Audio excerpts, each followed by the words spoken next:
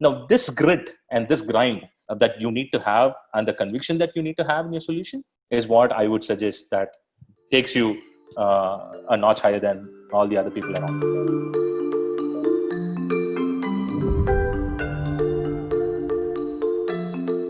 In part one of my conversation with Bhaskar Raghunathan, he talked about his background in image processing and data visualization that brought him to found his first startup, Takvaviya, which analyzes drone image data in agriculture and solar industries. In the second part of our conversation, Bhaskar tells us about some of the challenges he has overcome as a first-time founder, including an important story about the moment he realized the value of his product. I'm excited to have you come back and to dig in a little bit more of how you, over the past 4 or 5 years, this being your first startup, how have you overcome challenges? And what challenges have you faced that now you're like, all right, that's behind me, that another entrepreneur, another startup founder could learn from what you've been able to achieve? Right. So one of the key things as an entrepreneur that you have is conviction, right? Conviction. Is conviction on the technology that you're building. So the initial years when we started building a product, when we actually told clients that we could do a lot of asset management just by collecting data from drones, it was not greatly received, right? We were operating in India. So they were looking at, okay, I know you guys can collect a lot of images and videos. I mean, what am I going to do with that video? What am I going to do with those images? So it took a lot of education for the client. We had to educate people. So conviction and time to actually go through the grind on when do you make your first sale, right? So I'll give a small snippet story here. So when we did our first POC as a proof of concept to one of our clients, we were just doing a testing of our UAV on collecting data. And we were very close to a construction site. And we just asked him, can I fly the drone? He's like, okay, fine, you can go ahead and then do it. Do send me the video once you do it. I said, we're just going to collect images and we're not going to do any video. It's like, okay, that's what he said. And then we collected those images. Within 2 hours, we were able to provide him with a report on what's the inventory in his construction site. What are all these locations? What's the amount of cement? What's the amount of brick? What's the amount of sand? Every single detail, we were able to show it to him. And he was like, wow, this is cool. I usually take a week to get this. And then he asked me, how much do you charge for this? And then I said, just give me some time. I'll go back to my drawing board and then come back with the figure.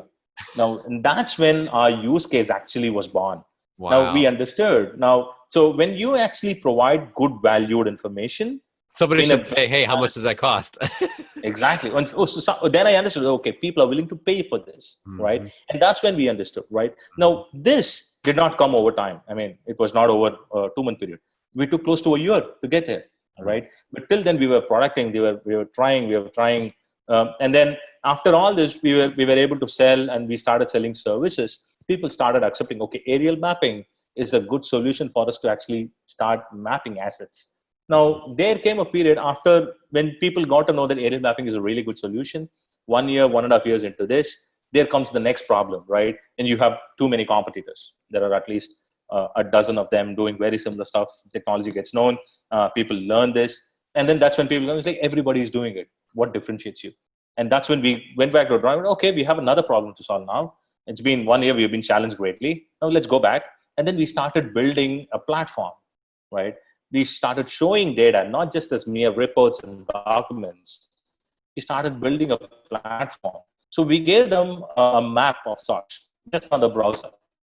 Anybody could go into Google Chrome or probably a Firefox and then just log into the portal and then see what's actually happening to the asset.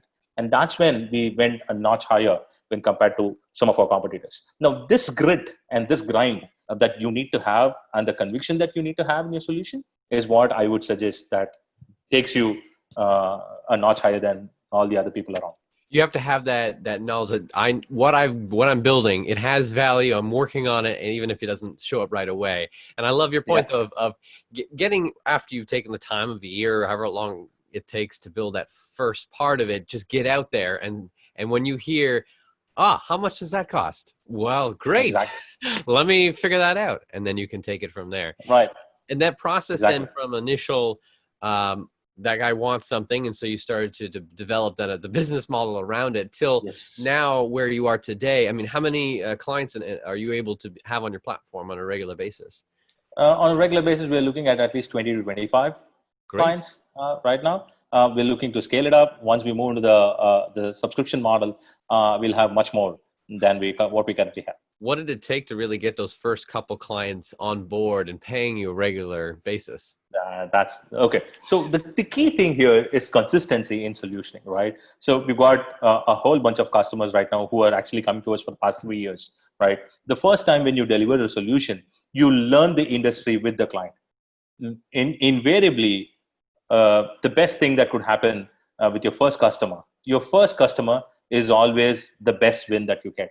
Your first customer, you make him always happy, he always stays with you, right? Now, the first time when you start learning with him, he teaches you the tricks of the trade. He tells you, you need to do this. This is what we are expecting more. And very frequent interactions with him will give you much more insights on how your product could actually refine. Now, once you get that in place, he's going to stick with you. So, irrespective of whatever be the size of business that he might give you, but he is going to teach you on how your product is going to refine, right? Now, that's key. Now, that is something that we have been able to build it across sectors. So, some of the key clients that we have do come back to us every single time and then tell, why don't you do this? Why don't you do this? Now, any new use case that's completely different from them also falls into our platter, right? I mean, we are a complete image analytics company into drones.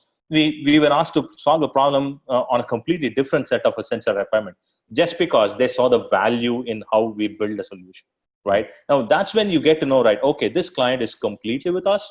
He is going to give us, he believes that we actually add value to what we are building. So, and that's when it gets really better. I'm going to close this out here with one last question. What kind of tech and innovation do you predict we'll see in the near term and the long term? So the next year or two that we'll see, and then the long term, 10 years. Right. Now, one of the key things that I'm looking forward, or probably what I feel would be the next kicker, would be computer vision. That's actually growing, but it is going to grow at levels unparalleled to what we are seeing right now. There is going to be much more interaction. There is going to be much more use cases, completely different use cases that's going to come in the field of computer vision.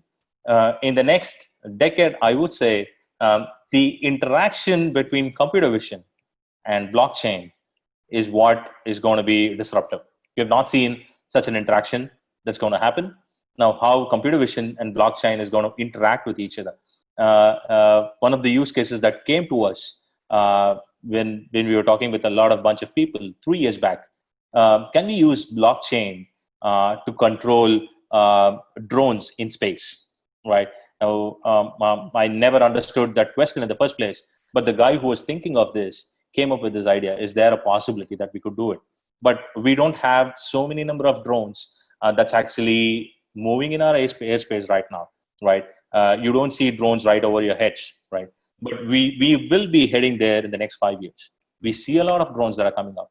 Now, once that is in place, 10 years down the lane, you will have so many drones, you will have so much data, and you need to have a blockchain interface in place to actually monitor who is capturing what data.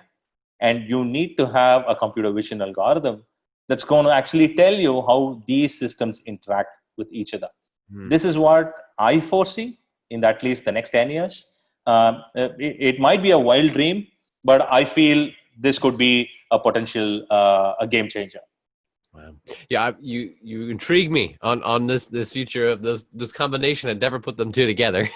Right. And I love kind of the direction that you paint. So thank you so much for your insight and this journey that you've been on, and I'm excited to see where you go next.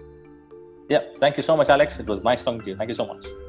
Have you seen a company using AI, machine learning, or other technology to transform the way we live, work, and do business? Go to uptechreport.com and let us know.